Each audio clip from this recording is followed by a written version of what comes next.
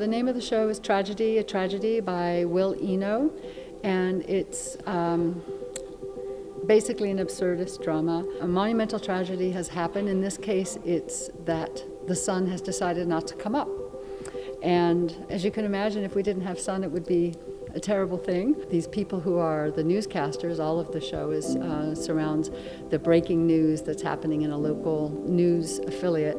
And of course, it's happening as a widespread worldwide phenomenon, but we see it from the perspective of this local news team. It's pretty unique because this is coming from the news reporter's eye, which normally when there's like a tragedy happening, it doesn't come from that eye. So it's people who are trying to remain professional while also having terrible things going on around them and trying not to crack under the pressure. The challenge is, of course, when we're faced with the protocols that we need to have in place for the pandemic, that's going to make a tough part.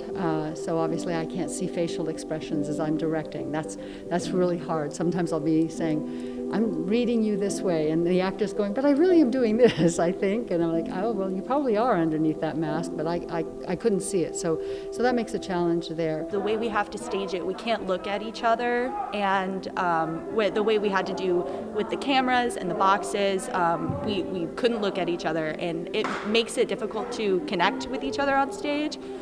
But that's just like another obstacle we have to overcome. And this production is kind of benefiting from what was learned last fall. And I think, the next show, Ordinary Days, will also learn from that too. So it's been a very interesting learning process.